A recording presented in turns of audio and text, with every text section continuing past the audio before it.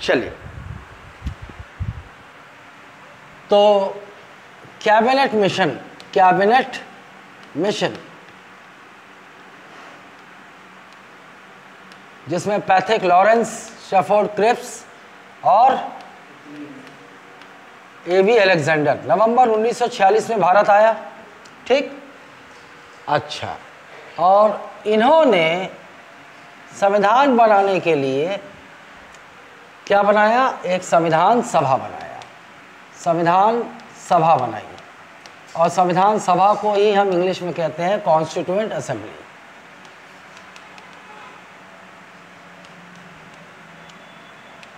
ठीक, अच्छा, एक कॉन्स्टिट्यूएंट असेंबली बनाई, संविधान सभा बनाई या संवैधानिक सभा, जिसमें कितने सदस्य थे? 389 सदस्य। ये 389 सदस्य कहाँ से लिए गए थे? तो ये 389 सदस्य हाल अप्रत्यक्ष निर्वाचित थे, मतलब इनका कोई वोट डालकर चुनाव नहीं हुआ था। अप्रत्यक्ष निर्वाचित का मतलब वोट देकर इनका चुनाव नहीं हुआ था। ठीक है, जनता ने नहीं चुना था इन्हें। कहाँ थे इसमें सदस्य? थे ब्रिटिश प्रांतों के मतलब ब्रिटिश प्रोविंसेस, और अंग्रेज़ों ने जिस भारत को गुलाम बनाया हुआ था उसमें अंग्रेज़ों का जहाँ जहाँ डायरेक्ट कंट्रोल था, प्रत्यक्ष नियंत्रण था, उसे ब्रिटिश प्रांत कहा गया। और इसके अलावा भारत में और क्या थी? रियासतें। क्या थी?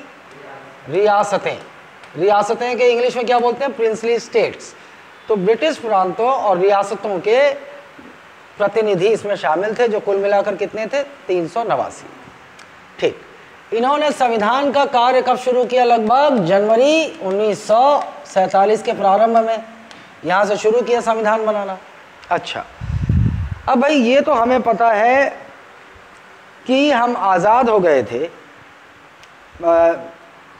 क्लेमेंट एटली ने घोषणा कर दिया था कि जून 1948 तक हम आज़ाद हो जाएंगे।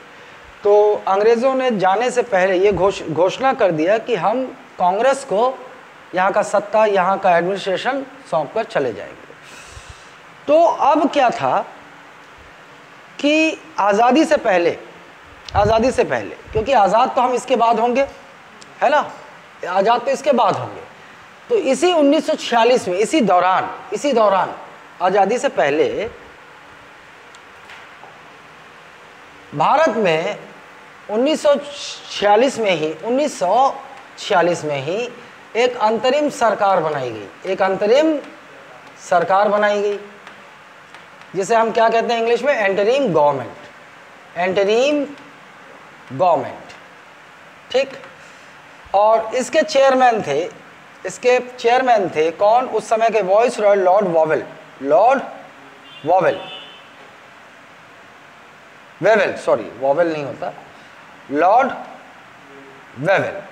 है ना, वेवेल,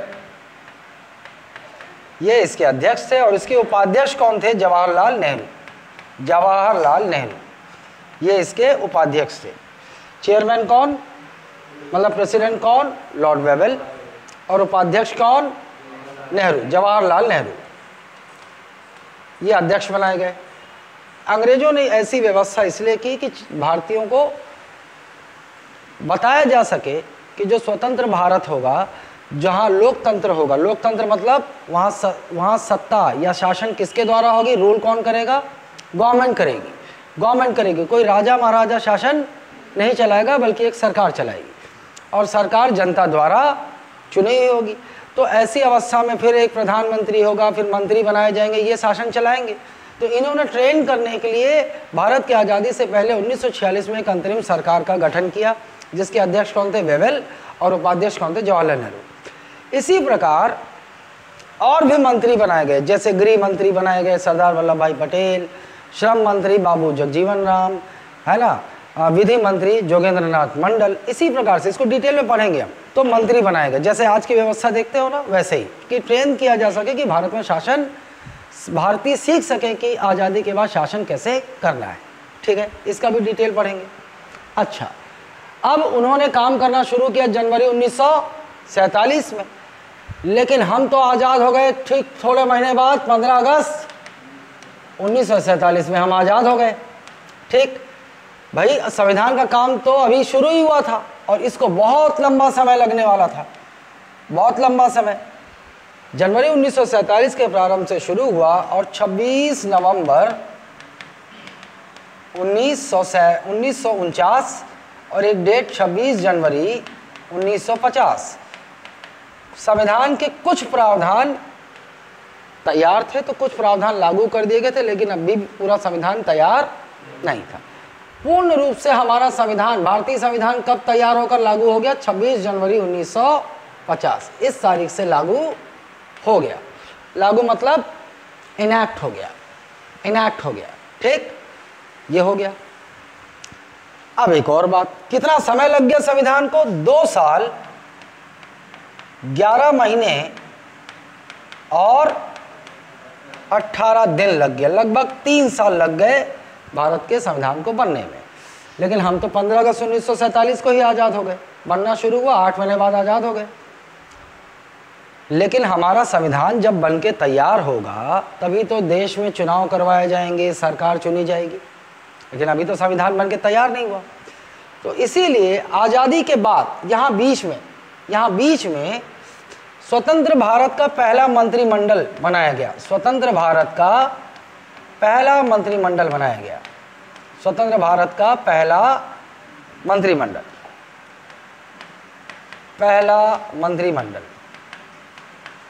बनाया गया।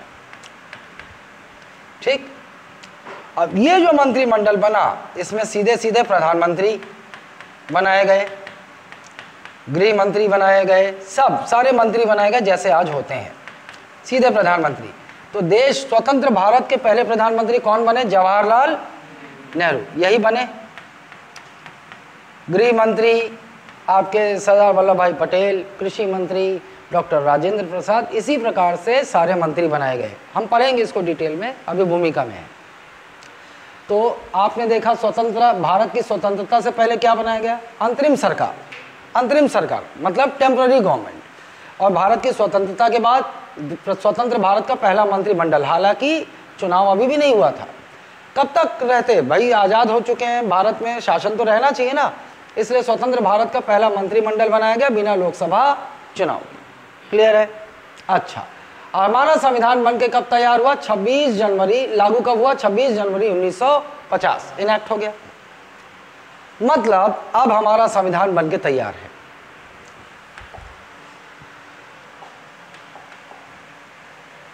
अच्छा, भारत के संविधान बनाने के लिए बहुत सारी समितियां बनाई गई थी ना, पिछले क्लास में देखे थे। तो वो समितियां भी हम डिटेल में पढ़ेंगे। समितियों के अध्यक्ष कौन थे, समिति में सदस्य कौन कौन थे, वो डिटेल में टॉपिक वाइज चलेंगे। अब ये समझ जाओ, भारत का संविधान लागू हो गया, बन के तैयार हो गया है, लागू हो गया। सामने लिखा होगा, क्या लिखा था? Constitution of India. ऐसा इसलिए लिख रहा हूँ हिंदी मीडियम को भी समझ में आए, नहीं तो मैं घसीट दूंगा। आता है समझ में? ऐसे घसीटता हूँ, समझ में आता है? स्पेलिंग आता है? तुम्हें आता है? महंगा थोड़ी पगली, तेरे को देख रहा हूँ। हाँ, मैं ऐसा थोड़ी है कि इधर देखूंगा तो उधर वाले आदमी देख रहे हैं। ठीक, ये तैयार हो गया। सामने में सारनाथ के 3 शेर जो दिखते हैं, हमारा राष्ट्रीय प्रतीक चिन्ह सारनाथ पिलर से जो लिया गया था वो यहाँ है, 4 शेर बना हुआ। ये संविधान, इसकी खासियत क्या थी? ये हस्तलिखित था। क्या था ये? हस्तलिखित, हैंड रिटन। हस्तलिखित, हैंड रिटन था। फिर सवाल एक और पैदा होता, लिखा किसने होगा? हाथ से लिखा था। लिखा था प्रेम बिहारी राय जादा ने, प्रेम बिहारी राय जादा। अच्छा, कौन सी भाषा में लिखा था? अंग्रेजी, इंग्लिश। हैंड रिटन था और ये इंग्लिश में लिखा गया था। ओरिजिनल जो हमारी कॉन्स्टिट्यूशन की बुक है, जो 26 जनवरी 1950 को लागू हुई,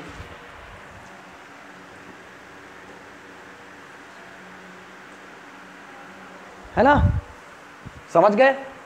हस्त लिखित था, हाथ से लिखा गया था। कौन सी भाषा में लिखा गया था? अंग्रेजी में लिखा गया था। लिखा किसने था?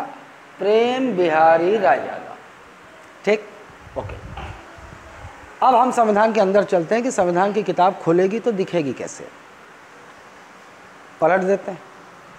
ठीक, अगर इसको पलट देते हैं, अब पलट तो सकते नहीं लेकिन समझ जाओ पलट दिया मैं, कवर पेज गायब है ना। कोई भी किताब का कवर खोलोगे तो सबसे पहले क्या दिखाई देगा, क्या दिखाई देता है आपको, दिखाई देता होगा प्रीफेस। प्रीफेस पढ़े हो किताब, प्रीफेस लिखा रहता है, इंट्रोडक्शन लिखा रहता है, इंट्रोडक्शन, और हिंदी में क्या क्या लिखा रहता है, प्रस्तावना, प्रस्तावना, ये सब लिखा रहता है। संविधान की भाषा में जब किताब खोलेगी तो उसी को हम कहेंगे प्रस्तावना। क्या कहेंगे, प्रस्तावना। और अंग्रेजी में कहेंगे प्रिएम्बल, अंग्रेजी में क्या कहेंगे, प्रिएम्बल। सबसे पहले ये दिखेगा आपको। अब क्या होता है किसी किताब में जो प्रस्तावना होती है, प्रिएम्बल क्या होता है, वास्तव में उस किताब की जो पूरी विषय वस्तु है, सब्जेक्ट मैटर है, उसकी एक समरी होती है, उसका एक सारांश होता है। मतलब यदि आप किसी किताब के प्रीफेस को पढ़ेंगे, इंट्रोडक्शन को पढ़ेंगे, तो आपको उस किताब का एक झलक मिल जाएगा कि आप किताब में आगे क्या पढ़ने वाले हैं। समझ गए, it gives a glimpse of what you are about to read in that whole book. समझ गए, प्रिएम्बल। तो कैसे शुरू हो जाएगा, we the people of India having solidly resolve to constitute India into a sovereign social democratic republic and to secure all citizen, ऐसा शुरू होगा, है ना। हम भारत के लोग, हिंदी में कैसे शुरू होगा, हम भारत के लोग, ऐसे शुरू होगा। प्रस्तावना इस प्रकार से शुरू होगा, वो हम डिटेल में पढ़ेंगे ना, मैं बता रहा हूँ उसे। तो इस प्रकार से भारत की खासियत, संविधान की खासियत पूरी प्रस्तावना में बता दी गई। कैसा होगा भारत, भारत में सेकुलरिज्म होगा। भारत कैसा देश होगा, सेकुलरिस्ट कंट्री होगा। भारत एक धर्मनिरपेक्ष राष्ट्र होगा, उसका हिंदी शब्द क्या है, धर्मनिरपेक्ष। भारत और कैसा होगा, भारत में लोकतंत्र होगा। कैसा होगा, डेमोक्रेसी होगी। तो पूरा उसको पूरा बता दिया, है ना, ऐसा बता दिया। और लास्ट में लिख दिया कि 26 नवंबर 1949, इसी प्रस्तावना में क्या डेट दे दिया, 26 नवंबर 1949, we do hereby enact and give to ourselves this constitution on the day on 26th of November 1949, ऐसे लिखेगा, है ना। ये तो प्रस्तावना में कौन सी तारीख का इस्तेमाल किया गया, 26 नवंबर 1949, ठीक। इस तारीख को संविधान क्या हुआ, दो डेट आप देख रहे हो, एक तो आपने ये डेट देखी और एक डेट आप क्या देख रहे हो, 26 जनवरी 1950, ये देख रहे हो। दोनों डेट में आप कंफ्यूज हो सकते हो कि सर किस दिन क्या हुआ। ठीक, अब देखो आप इधर क्या बोल रहा है, इधर बोल रहा है कि 26 नवंबर 1949 को भारत का संविधान क्या हुआ, अंगीकृत हुआ। क्या हुआ, अंगीकृत हुआ। और क्या हुआ, लागू हुआ। बता रहा हूं, लागू हुआ। अंगीकृत बोले तो adopt, do hereby adopt, enact and give to ourselves. ठीक, क्या क्या है, एनैक्ट एंड अडॉप्ट। यहां क्या शब्द लिखोगे, एनैक्ट एंड अडॉप्ट, अंगीकृत और लागू। लेकिन 26 जनवरी को क्या हुआ,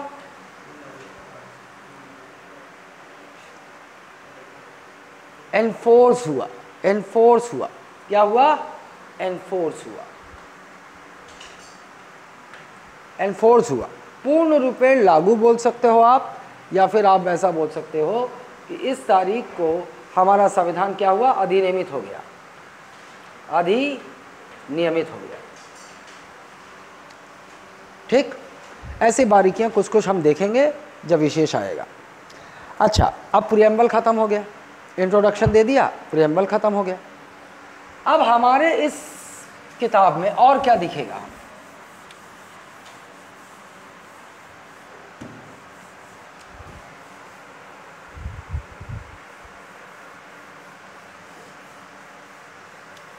अब देखो इस संविधान में पूरी की पूरी किताब भागों में बटी हुई है। किस में बटी हुई है, भागों, भाग। और इसे हम इंग्लिश में क्या कहते हैं, पार्ट्स। ये क्या है, पार्ट्स। ठीक, तो इसमें कितने भाग हैं, 22। इसमें कितने भाग हैं, 22 भाग, there are 22 parts in the constitution. अच्छा, जो हर एक भाग है, हर एक पार्ट है, वो किस में डिवाइडेड है, किस में विभाजित है? अनुच्छेदों में। किस में? अनुच्छेदों में, जिसे हम अंग्रेजी में क्या कहते हैं? आर्टिकल्स। आर्टिकल्स। और इनकी संख्या कितनी? 395। ठीक, तो संविधान। अच्छा, एक और चीज़ हम दो तरीके से बात करेंगे।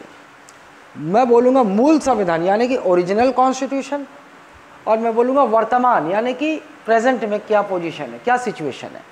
ठीक, अच्छा, मैंने आपसे सवाल पूछा कि मूल संविधान यानी कि ओरिजिनल कॉन्स्टिट्यूशन में पार्ट्स कितने? 22। आर्टिकल्स कितने? अनुच्छेद कितने? 395।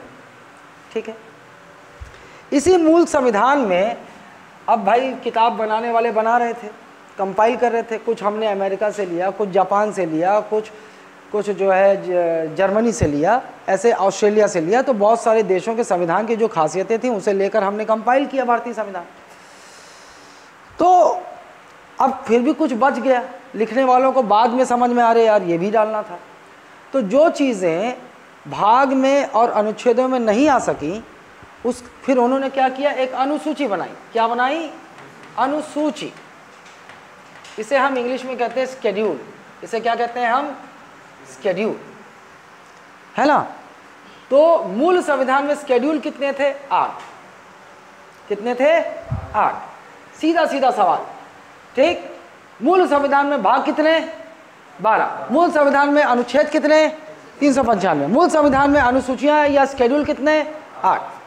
अच्छा, संविधान बनाने वाले जब संविधान बना रहे थे तो उन्होंने इस बात की कल्पना कर ली थी, इमेजिन कर लिया था कि भाई आज की मांग अलग है। 1950 में हम संविधान बना रहे, आज का समय अलग है। भाई आज से 50 साल 100 साल बाद समय की मांग अलग हो जाएगी, समय बदल जाएगा। और यही संविधान हमारा क्या 100-200 साल थोड़ी चलेगा, है ना। भाई जिस समय बन रहा था हम कंप्यूटर की जानकारी थी क्या? हमें नहीं था। क्या कोई सोच सकता था कि भविष्य में जाकर कंप्यूटर आएगा, इंटरनेट आएगा और फिर फ्रॉड होने लगेगा, उससे ना क्राइम हो जाएगा। तो इसलिए संविधान के निर्माणकर्ताओं ने संविधान में ये व्यवस्था कर रखी थी कि मांग के अनुसार संविधान में संशोधन किया जा सके, है ना, अमेंडमेंट किया जा सके। ठीक है, तो संविधान ने स्वयं आज्ञा दे दिया कि अमेंडमेंट हो सकता है। उसकी प्रक्रिया है वो आप बाद में समझोगे किस तरह होता है। ठीक है, अच्छा, तो समय समय पर मांग के अनुसार संविधान में अमेंडमेंट हुआ। और अब मैं बोलूँगा वर्तमान में कितने, मतलब एट प्रेजेंट क्या है इनकी स्थिति एट प्रेजेंट। तो भाग आज 22 ही हैं, ये बढ़कर 470 प्लस हो चुके, और ये बढ़कर कितना हो गया है? 12। ये आपको ध्यान रखना है। वर्तमान समय में भाग कितने हैं संविधान में? 22 ही हैं। अनुच्छेद बढ़ गए, बिल्कुल बढ़ गए, 470 प्लस हो गए। और अनुसूचियाँ भी बढ़ गई, बिल्कुल बढ़ गई, 4 बढ़ गई, 12 हो गई। ठीक, अब संविधान होता क्या है? देखो, एक बार मैं बता दूं संविधान को कैसे डिफाइन करोगे। किसी देश का संविधान उस देश का सबसे बड़ा कानून होता है। The constitution of any country is the supreme law of that country. मतलब संविधान में जो लिख दिया गया है यहाँ पर सारी चीज़ें उसी के भीतर होनी चाहिए। संविधान के विरुद्ध कोई काम नहीं हो सकता, ना प्रधानमंत्री, ना राष्ट्रपति, ना कोई भी संविधान के विरुद्ध काम नहीं कर सकता। Nobody can go beyond Indian constitution, beyond the provisions of Indian constitution. समझ गए? अगर कोई संविधान द्वारा खींची गई लाइन को क्रॉस करने की कोशिश करता है तो उसका वो कृत्य असंवैधानिक होगा। क्या होगा? असंवैधानिक, अनकॉन्स्टिट्यूशनल। फिर उसके लिए तरह तरह के दंड की व्यवस्था भी है। ठीक है, चलिए ये हो गया। अब देखेंगे कैसे शुरू होगा। प्रस्तावना खत्म हो गया, प्रस्तावना के बाद भाग शुरू होगा। अब भाग कैसे शुरू होगा? भाग 1 शुरू होगा। अच्छा, जो भाग 1 है, पार्ट 1, हर पार्ट का शीर्षक होता है, टाइटल होता है, उससे भी प्रश्न बनता है, वो भी याद होना चाहिए। अब भाग 1 का शीर्षक कैसा होगा? देखो, भारत संघ और उसके राज्य क्षेत्र, Indian union and it's territories. Bharat संघ और उसके राज्य, इसका टाइटल क्या है? भारत संघ और उसके राज्य क्षेत्र, और उसके राज्य क्षेत्र, Indian union and it's territories. मैंने कहा ना भाग के अंदर क्या है? अनुच्छेद है, तो अनुच्छेद भी शुरू होगा। तो कैसे शुरू होगा? अनुच्छेद 1 से शुरू होगा। अनुच्छेद 1, अनुच्छेद 2, अनुच्छेद 3, अनुच्छेद 4, अनुच्छेद 4 खत्म, यहाँ स्टॉप। मतलब भाग 1 में कितने अनुच्छेद हैं? 4। कहाँ से कहाँ तक? 1 से 4 तक। ठीक, अच्छा, इसके बाद क्या शुरू हो जाएगा? भाग 2। और भाग 2 का भी शीर्षक होगा। इसका शीर्षक क्या है? नागरिकता, सिटीजनशिप।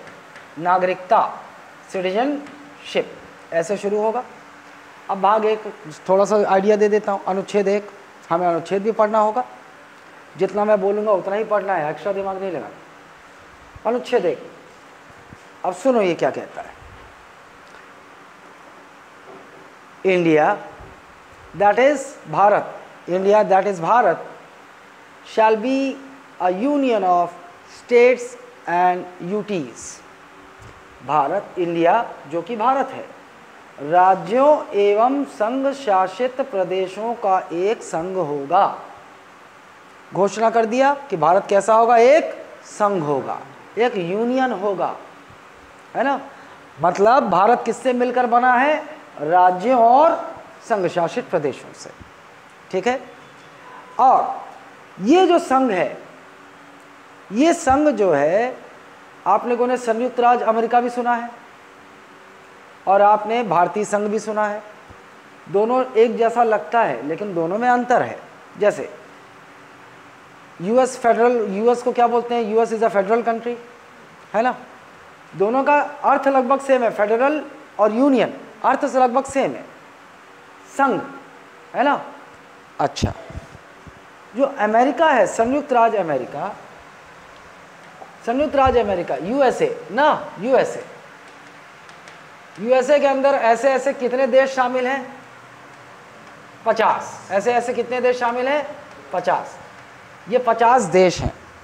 ठीक, 50 देशों का जो ग्रुप है उसको हम बोलते हैं USA, United states of America, संयुक्त राज्य अमेरिका। ये देश, ये जो संघ, ये जो फेडरेशन बना, यूएसए एक फेडरेशन है ना। ये एक समझौते के तहत बना। 50 देश आपस में आए, हस्ताक्षर किया, समझौता किया और उन्होंने एक फेडरेशन बना लिया, है ना। तो एक समझौते के तहत ये लोग एक साथ हैं, एक समूह में हैं। और हम सभी जानते हैं वादे तो टूट जाते हैं ना, वादे टूटते हैं कि नहीं? खासकर जब एक लड़की लड़का को करे, लड़का लड़की को करे, नहीं, वादे टूट जाते हैं। जितनी जल्दी समझ सको समझ लो, ठीक है। अच्छा, लेकिन भारत भी तो एक संघ है। इसके अंदर कितने राज्य शामिल हैं? 28 राज्य शामिल हैं और 8 केंद्र शासित प्रदेश शामिल हैं। 8 यूटी, इसी को हम केंद्र शासित प्रदेश बोलते हैं। ये भी तो राज्यों का और संघ शासित प्रदेशों का, और इनको भी क्या बोलते हैं? संयुक्त राज्य अमेरिका, अमेरिका के 50 राज्य। लेकिन इस 50 राज्य और इस राज्य और इसमें अंतर है। ये देश हैं और ये भारत के हिस्से हैं। एक एडमिनिस्ट्रेटिव यूनिट है। स्टेट्स और यूटीज़ क्या हैं? एक प्रशासनिक इकाई हैं, एडमिनिस्ट्रेटिव यूनिट्स हैं। इनको भी हम राज्य कहते हैं। इनके बीच समझौता है, समझौता टूट सकता है, ये बिखर सकते हैं। एक दिन संयुक्त राज्य अमेरिका ख़त्म भी हो सकता है, लेकिन भारत संघ, इंडियन यूनियन, ये संघ अविनाशी है, अनडिस्ट्रक्टिबल है। कैसा नेचर है इंडियन यूनियन का? अविनाशी है, अनडिस्ट्रक्टिबल है। जबकि इट कैन बी डिस्ट्रॉयड, इसका विनाश हो सकता है। समझौता टूट जाएगा तो संयुक्त राज्य अमेरिका अमेरिका नहीं रहेगा, सारे देश अलग अलग हो जाएंगे। लेकिन इनमें और इसमें क्या अंतर है? ये संविधान के द्वारा बंधे हुए हैं। किसके द्वारा बंधे हुए हैं? संविधान। और संविधान जो है भारत के किसी भी हिस्से को भारतीय संघ से बाहर जाने की इजाजत कतई नहीं देता। समझ रहे हो? Indian constitution, no states has the right to secede from the Indian union, है ना। In simple language, no state has the right to get separated from the Indian union. ये वन वे एंट्री है। कोई विदेशी भूभाग मान लो border पे है, ये शामिल होना चाहता है, हो जाए शामिल, हमारा नक्शा यहाँ तक खिंच जाएगा, लेकिन एक बार घुस गया फिर बाहर नहीं जा सकता। ठीक, ये समझ गए दोनों? किससे?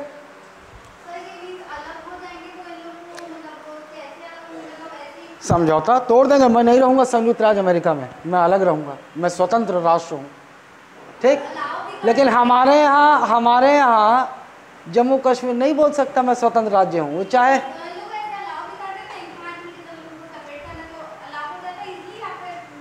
एग्रीमेंट पगली, एग्रीमेंट कोई परमानेंट एग्रीमेंट होता है क्या? यहाँ बिहाव टूट जाते 2 दिन बाद, कोर्ट में गए, शादी किए, साइन करके एक एग्रीमेंट ही किए ना, और 2 दिन बाद तलाक। नहीं, किसी से ज़मीन खरीदना है, एग्रीमेंट किए हो, वो बोला नहीं बेचना, पैसा वापस ले गया, एग्रीमेंट ख़त्म, तोड़ दिया। ठीक, बहुत सारी चीज़ें। ठीक है, चलो नाउ ये समझ गए पहले वाले में क्या होगा। तो आपसे कैसे पूछेगा सवाल कि भाई इसमें खासियत क्या है, अनुच्छेद 1 या आर्टिकल 1 में खासियत क्या है? खासियत ये है कि एक लौता बार भारत शब्द का इस्तेमाल हुआ है संविधान में, एक लौता बार। भारत, इंडिया इंडिया इंडिया लिखा है, लेकिन भारत एक ही बार लिखा है। कौन से भाग में लिखा है? भाग 1 में। कौन से अनुच्छेद में लिखा है? आर्टिकल में लिखा है 1। ऐसे क्वेश्चन बनेगा। दूसरा और तीसरा देखो, दूसरा और तीसरे में देख लो कैसे समझोगे इसको। आर्टिकल 2, आर्टिकल 3, 2 अनुच्छेद हैं। आर्टिकल 2 कहता है, आर्टिकल 2 क्या कहता है? नए राज्यों का प्रवेश, नए राज्यों का प्रवेश। इंग्लिश में क्या बोलेंगे? Admission of new states, admission of new states. और ये क्या बोलेंगे? नए राज्यों का निर्माण, नए राज्यों का निर्माण। इसका इंग्लिश क्या होगा? क्रिएशन और इस्टेब्लिशमेंट ऑफ न्यू स्टेट्स। ले पगली, तू हिंदी वाला मत देखना, मैं इंग्लिश में बोल रहा हूँ, उसको ध्यान देना। Admission of new states,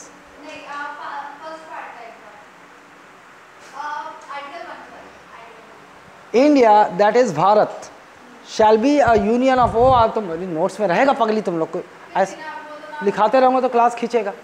India that is Bharat shall be a union of states and UTs. ठीक, अब दोनों में अंतर देखो।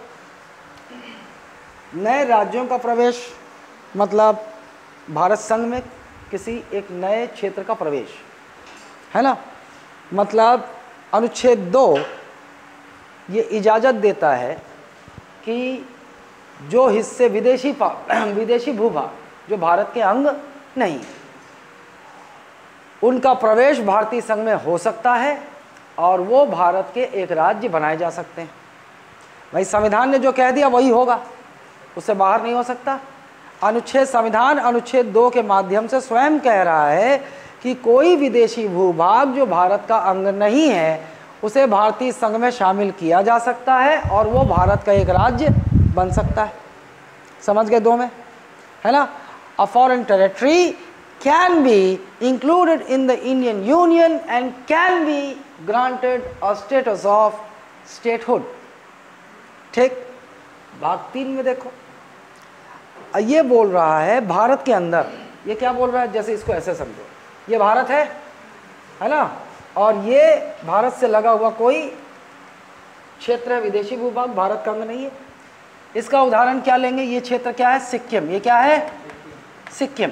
इसका उदाहरण है सिक्किम। अच्छा, और ये क्या बोल रहा है? नए राज्यों का निर्माण। ये बोल रहा है भाई भारत के अंदर मान लो ये राज्य है, ये राज्य है ना, भारत के अंदर इन राज्यों को काट छाट के है हम एक नया राज्य बना सकते हैं। और इसके उदाहरण बहुत सारे हैं। जैसे मान लो ये एमपी है, तो ये कौन कट के क्या बना? सीजी। बना एमपी से, यूपी से उत्तराखंड कट के बना, बिहार से झारखंड कट के बना, आंध्रा से तेलंगाना कट के बना। तो दोनों में अंतर समझ गए आप। अनुच्छेद 2 मतलब कोई विदेशी भूभाग जो भारतीय संघ का अंग नहीं है उसे भारत संघ में शामिल कर सकते हैं और भारत का एक राज्य बन सकता है। और अनुच्छेद 3 क्या है, भारत के अंदर मतलब भारत के नक्शे के अंदर जो पहले से राज्य और संघ शासित प्रदेश है उसमें कुछ भी काट, कैसे भी काट छांट लो, एक नया राज्य बनाया जा सकता है। ऐसा भी हो सकता है ना कि मान लो ये 2 राज्य चिपके हुए हैं ना, ये 2 राज्य चिपके हुए हैं, बॉर्डरिंग स्टेट्स है। पता चला कि यहाँ से थोड़ा सा हिस्सा ले लिया, यहाँ से एक हिस्सा ले लिया और यहाँ से एक हिस्सा ले लिया और एक नया राज्य बना दिया, या फिर एक राज्य और एक संघ शासित प्रदेश हो गया। तो राज्य का एक हिस्सा ले लिया, संघ शासित प्रदेश के ले लिया, एक नया राज्य बना दिया। किसी भी तरह से काट छांट करके भारत के अंदर एक नया राज्य बनाया जा सकता है। क्लियर है?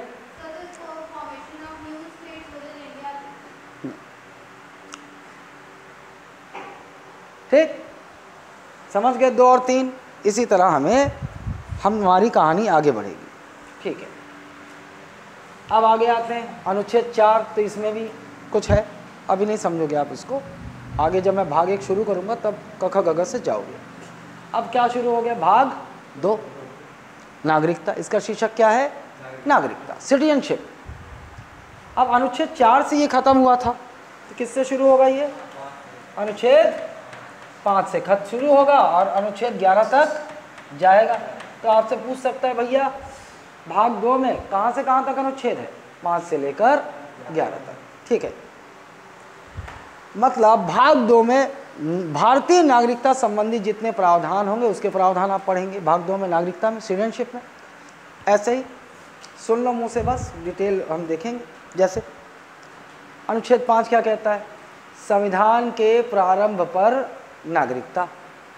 संविधान का प्रारंभ किसे कहते हैं जानते हो, जो 26 जनवरी 1950 है ना, उसी को कहते हैं संविधान का प्रारंभ। उसी दिन से संविधान का प्रारंभ माना जाता है। कमेंसमेंट, इंग्लिश में क्या बोलते हैं, कमेंसमेंट, समझ गए। तो उस तिथि में संविधान के प्रारंभ पर कौन कौन भारतीय नागरिकता के पात्र होंगे उसका विवरण कहाँ है, अनुच्छेद 5 में।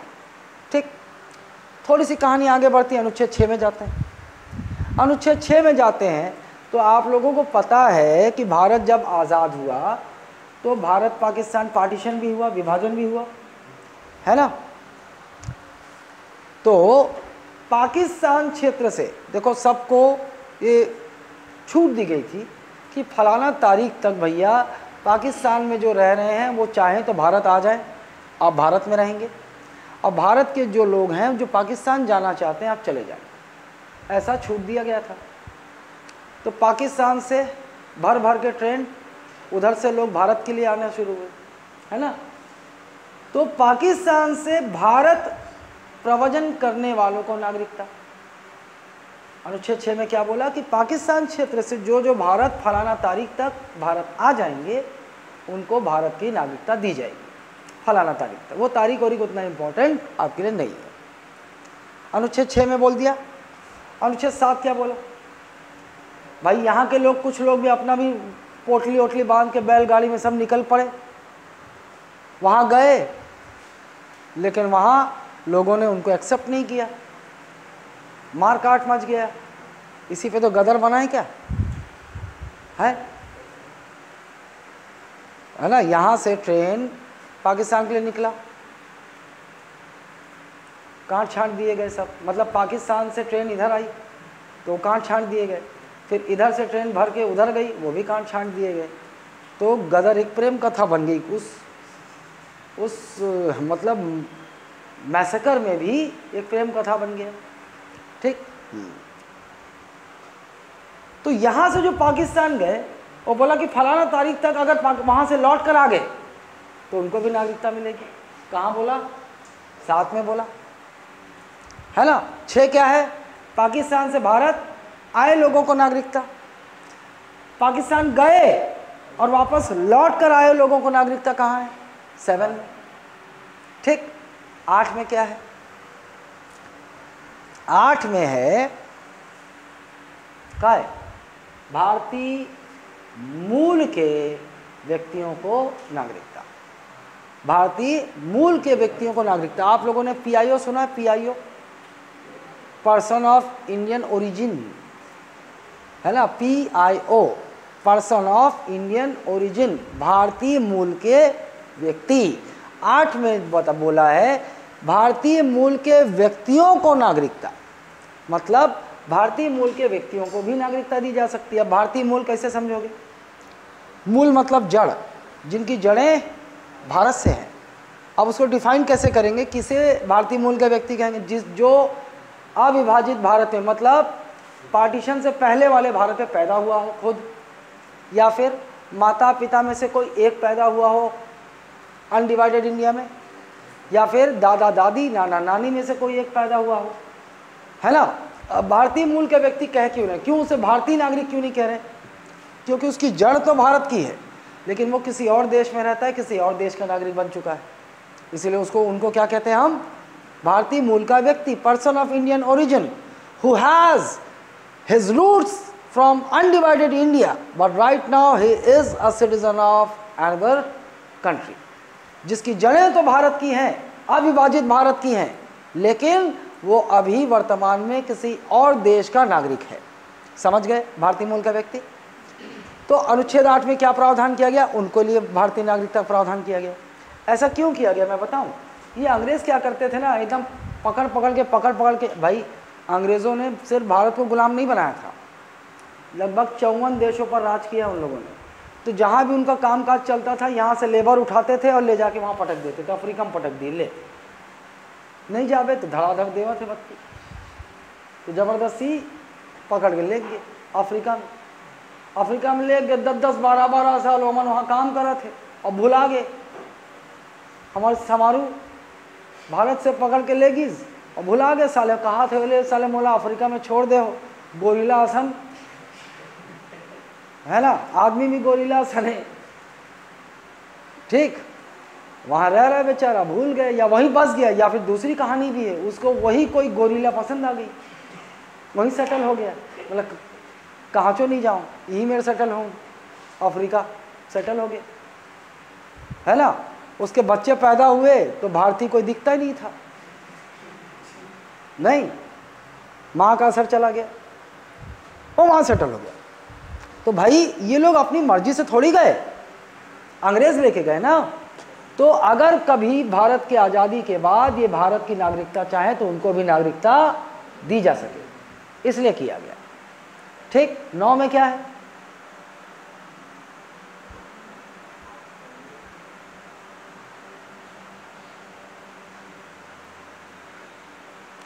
अबे खाली पढ़ा रहे हो ना, परसों कारिस देख को है। हाँ देखो 9 में क्या है? अगर कोई व्यक्ति अपनी स्वेच्छा से भारतीय नागरिकता का त्याग करता है तो उसके भारतीय नागरिकता की बर्खास्तगी हो जाएगी, है ना? If any Indian citizen voluntarily denounces his Indian citizenship, then his citizenship can be terminated। समझ गए? अपनी मर्जी से अगर वो किसी और देश भारत की नागरिकता त्याग करता है तो उसकी नागरिकता बर्खास्त कर दी जाएगी। ये कहाँ दिया है? 9 में। 10 में क्या दिया है? नागरिकता का बना रहना। बस कैसे कैसे आपकी नागरिकता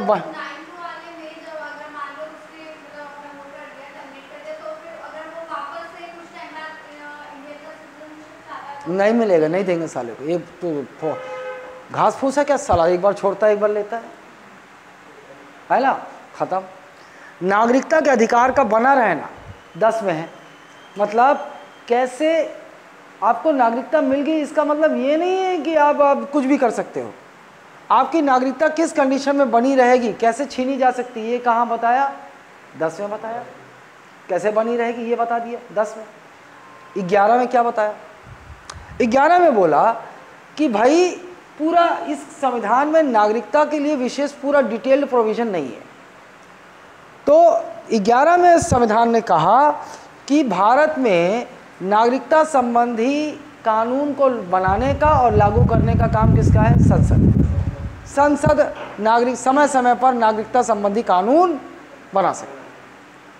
तो संविधान ने अनुच्छेद 11 के माध्यम से नागरिकता संबंधी कानून को विनियमित करने का अधिकार किसे दिया? संसद को, पार्लियामेंट को दिया। मतलब parliament, constitution has given parliament the authority to regulate the laws regarding citizenship.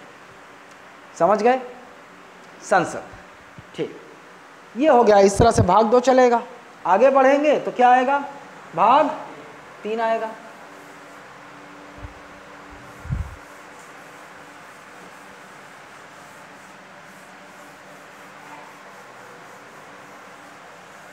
आगे बढ़ेंगे तो ये सब समझ, केवल अंडरस्टैंडिंग के लिए है ये, ऐसा मत समझो कि ये वो खत्म हो गया। प्रॉपर टॉपिक वाइज एक एक पार्ट चलेगा ना, एक एक चीज। अब ये कौन सा अब शुरू होगा? क्या? भाग 3। इसका शीर्षक क्या है? मौलिक अधिकार। क्या है इसका शीर्षक? मौलिक अधिकार। इंग्लिश में क्या बोलते हैं इसे? Fundamental rights. Fundamental rights.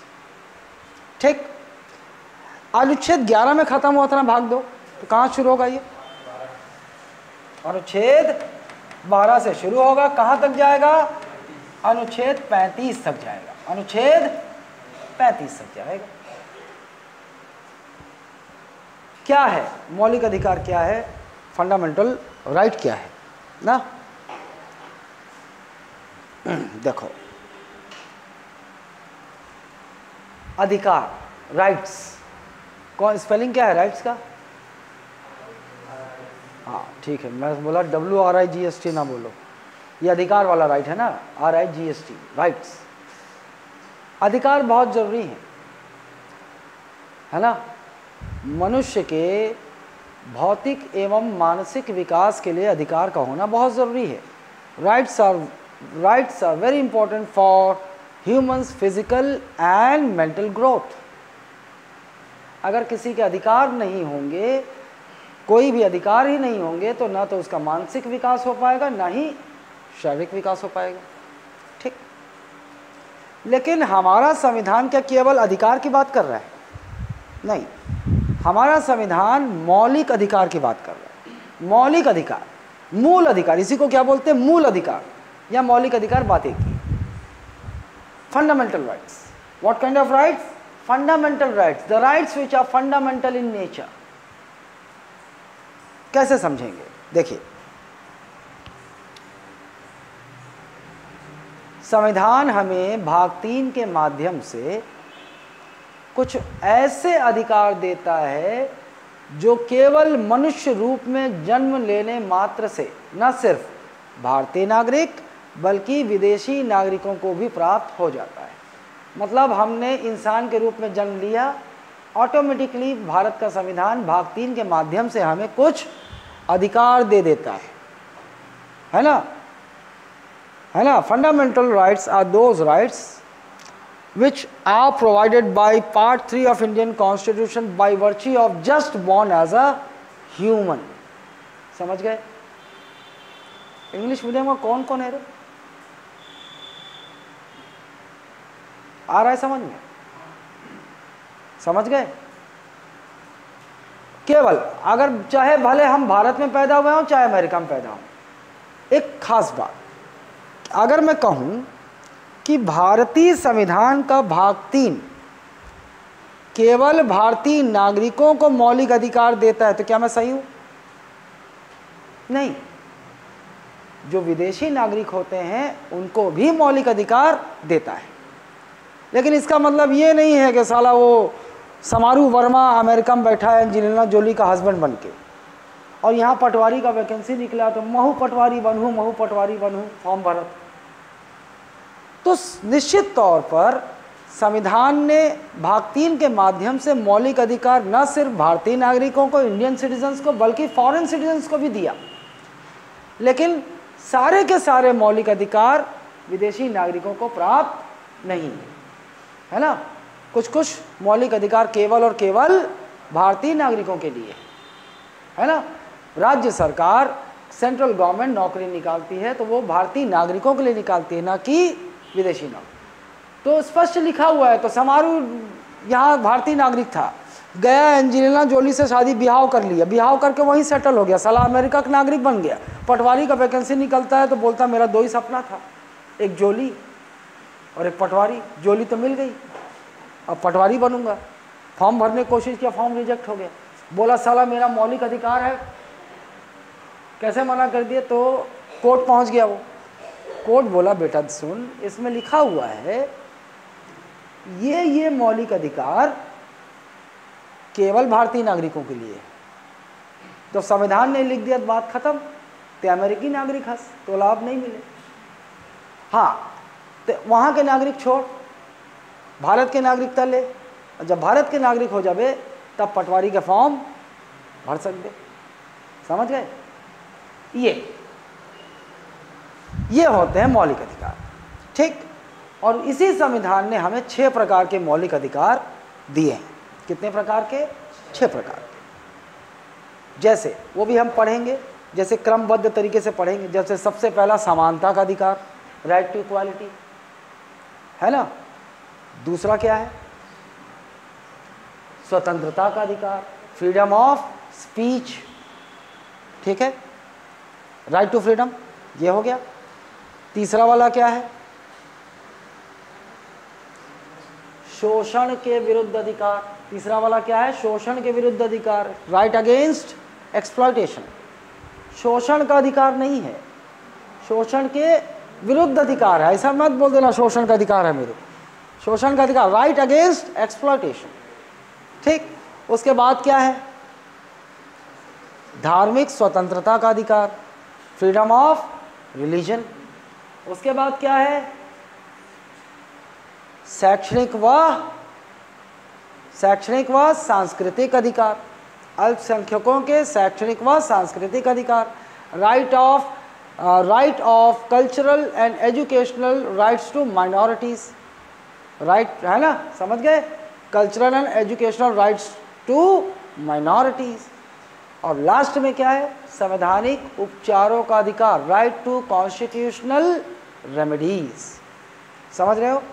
पढ़ेंगे, सब डिटेल में पढ़ेंगे। इस प्रकार के कितने अधिकार, मौलिक अधिकार दिए हैं संविधान ने हमें? 6। इसके अंदर बहुत सारे हैं। ठीक। भाग 3 ऐसे खत्म हो गया। ठीक। फिर आया भाग 4। भाग 4 का शीर्षक क्या है? राज्य के नीति निदेशक तत्व। राज्य के नीति निदेशक तत्व, निदेशक तत्व। इसको इंग्लिश में क्या बोलते हैं? DPSP, directive principles of state policy. क्या बोलते हैं? Directive principles of state policy, राज्य के नीति निदेशक तत्व। देखो ये 35 में खत्म हुआ तो ये कहाँ से शुरू होगा? 36 से शुरू होगा, कहाँ तक जाएगा? 51 तक। कहाँ तक गया? 51 तक। ठीक है। अच्छा, अब आप देखेंगे कि भाग 3 और 4 में अंतर क्या है। और भाई यहाँ भी कुछ लिखे हुए हैं, जैसे यहाँ पर मौलिक अधिकार दिए हैं, यहाँ भी लिखे हुए हैं 36 से 51 तक। इसको समझो। डिटेल नहीं जा रहा ना, डिटेल में अपन टॉपिक में जाएंगे तभी जाऊंगा। अब इसको समझो। इन दोनों में अंतर बताता हूँ ना, मौलिक भाग 3 और भाग 4 में अंतर क्या है। तुम्हें गुपचुप खाना पड़ेगा। भाग 3 क्या है? तुम्हें गुपचुप खाना पड़ेगा। भाग 4 क्या है? तुम्हें गुपचुप खाना चाहिए। दोनों वाक्य लग एक जैसा रहा है लेकिन अंतर है। तुम्हें गुपचुप खाना पड़ेगा मतलब खा साले नहीं तो खाएगा, मतलब उसका कुछ न कुछ परिणाम हो सकता है, वहाँ बाध्यता है। तुम्हें गुपचुप खाना पड़ेगा। और तुम्हें गुपचुप खाना चाहिए मतलब वो सुझाव दे रहा है ना, तुम्हारी मर्जी, तुम खाओ या ना खाओ। समझ रहे हो? और ये तुम्हें गुपचुप खाना पड़ेगा भाग 3 बोल किसको रहा है? और तुम्हें गुपचुप खाना चाहिए बोल किसको रहा है? ये बोल रहा है संविधान राज्य को। समझो, रुको। भाग 3, भाग 4, ठीक। संविधान का भाग 3 कहता है तुम्हें गुपचुप खाना पड़ेगा।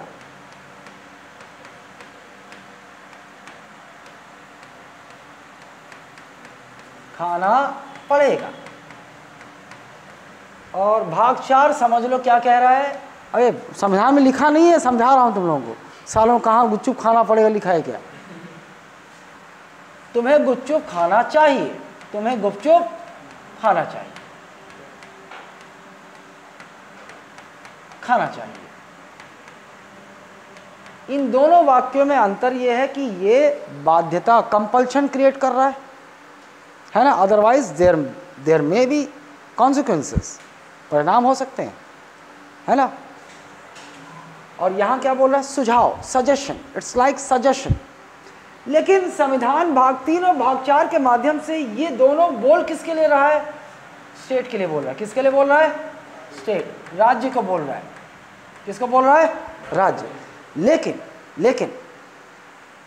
ये जो राज्य है ना, इसको आप ऐसे ही क्या समझ लोगे? मध्य प्रदेश जैसा राज्य है, हरियाणा जो राज्य है, इसको ऐसा नहीं समझना। संविधान के भाग 3 और 4 में ये जो राज्य शब्द का इस्तेमाल कर रहा है, कहाँ इस्तेमाल कर रहा है बताऊं? अनुच्छेद 12 और अनुच्छेद 36। भाग 3 शुरू हुआ था 12 में, अब भाग 4 36 से शुरू हुआ था। तो सबसे पहले ही स्पष्ट कर दिया, राज्य को परिभाषित कर दिया कि भाग 3 और 4 में जहां जहां राज्य बोला जा रहा है तो आपको राज्य से समझना क्या है। नहीं तो लोग कंफ्यूज हो जाते, बोलते राज्य मतलब छत्तीसगढ़ ला कहा थे, मध्य प्रदेश ला कहा थे। नहीं, ऐसा नहीं। यहाँ पे इस राज्य का, इस स्टेट का डेफिनेशन बहुत होलिस्टिक है ना। देखो इस सेम डेफिनेशन है ना 12 और 36 में। देखो क्या कहता है 12 और 36 में। संविधान जो राज्य कह रहा है, इसमें मतलब राज्य, केंद्र सरकार, इसमें केंद्र सरकार भी शामिल है, इसमें राज्य सरकार भी शामिल है, इसमें संसद भी, केंद्र सरकार के लिए कानून बनाता है संसद भी शामिल है, राज्य सरकार के लिए राज्य का विधानमंडल कानून बनाता है, ये भी शामिल है। ठीक। स्थानीय निकाय जानते हो ना, स्थानीय निकाय, लोकल सेल्फ गवर्नमेंट वाला, स्थानीय निकाय, लोकल बॉडीज, क्या क्या होते हैं लोकल बॉडीज? स्थानीय निकाय, पंचायत, नगर पालिका, ये सब होते हैं, ये भी शामिल है। पंचायत, नगर पालिका इत्यादि, नगर पालिका इत्यादि। फिर निजी एजेंसियां, प्राइवेट एजेंसी, प्राइवेट एजेंसी। और क्या? गैर संवैधानिक निकाय, गैर संवैधानिक निकाय, कुछ गैर संवैधानिक निकाय भी हैं, जैसे सरकारी निगम, जैसे मैं एग्जांपल ले देता हूँ, सेल, ONGC, LIC इत्यादि। इस राज्य की परिभाषा में जो 12 और 36 का है, तो उस राज्य का मतलब केवल एक राज्य नहीं है, ये सबको कह रहा है। वो सबको, चाहे केंद्र सरकार, सेंट्रल गवर्नमेंट हो, चाहे राज्य सरकार हो, चाहे पार्लियामेंट हो, संसद हो, चाहे राज्य विधानमंडल, स्टेट लेजिस्लेचर हो, चाहे पंचायत हो, चाहे नगर पालिका हो, चाहे वो निजी एजेंसियाँ मतलब प्राइवेट एजेंसी जो सरकार के लिए काम कर रही है, जैसे ठेकेदार होते हैं ना, रोड का कॉन्ट्रैक्ट, सेंट्रल गवर्नमेंट का रोड का कॉन्ट्रैक्ट जो लिया, तो वो एजेंसी भी सरकार का काम कर रही है, तो वो भी शामिल है। और क्या शामिल है? सरकारी कंपनियां शामिल हैं, सरकारी निगम शामिल है, ONGC, सेल, ये सब भी कंपनी है, सुने होंगे। Steel authority of India limited, ONGC, oil and natural gas corporation, LIC, life insurance corporation, ये सब जानते हो, अंबानी की कंपनी नहीं है, किसी निजी व्यक्ति की कंपनी नहीं है, ये सेंट्रल गवर्नमेंट की कंपनी, सरकार की भी कंपनी, कॉर्पोरेशन होते हैं, ये सब शामिल हैं उस राज्य की परिभाषा में।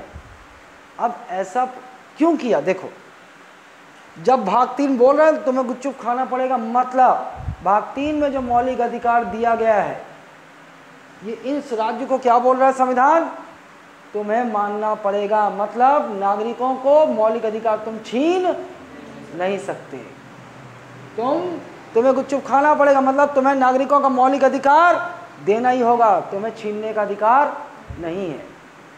और ये क्या बोल रहा है भाग 3 में? भाग 4 में जो लिखा है ना, क्या बोल रहा है? तुम्हें ऐसा जनता के कल्याण के लिए करना चाहिए, है ना। तुम इन्हें अपनी जो सरकार, केंद्र सरकार और राज्य सरकार, वो बोल रहा है कि भाग 4 में जो निर्देश दिए हैं, निर्देशक दिए गए हैं, है ना, जो प्रावधान दिए गए हैं, यदि आप एक कल्याणकारी राज्य, एक वेलफेयर स्टेट स्टैब्लिश करना चाहते हो, एक कल्याणकारी राज्य जहां जनता का कल्याण हो, यदि आप करना चाहते हैं तो आप अपनी नीतियों में, आप जो भी योजना बनाते हो, चाहे केंद्र सरकार हो, चाहे राज्य सरकार हो, चाहे सरकारी उपक्रम हो, आप चाहें तो इन्हें शामिल कर सकते हैं। लेकिन भाग 4 में तुम्हें गुपचुप खाना चाहिए बोला, मतलब सुझाव है, तुम चाहो तो जनता के कल्याण के लिए इनको अपनी नीतियों में शामिल करो या ना करो। छूट दे दिया राज्य को, इनको छूट दे दिया। लेकिन यहाँ छूट नहीं है, यहाँ क्या बोल रहा है, तुम्हें मौलिक अधिकार सुनिश्चित करना पड़ेगा, नागरिकों को प्राप्त हो, तुम इसे छीन नहीं सकते। और भाग 4 क्या बोल रहा है, नागरिकों के कल्याण के लिए आप चाहें तो भाग 4 में जो सुझाव दिए गए हैं उन्हें अपनी नीतियों, अपनी योजनाओं में शामिल करें। अगर नहीं भी करते हो तो कोई प्रॉब्लम नहीं। समझ रहे हो? दोनों भाग 3 और भाग 4 का अंतर समझ गए? तुम्हें गुपचुप खाना पड़ेगा और तुम्हें गुपचुप खाना चाहिए। So this is all, we stop here, क्योंकि वहाँ क्लास होगी और इंग्लिश मीडियम वाले यहाँ आ जाएंगे। ठीक है, कल कंटिन्यू करेंगे।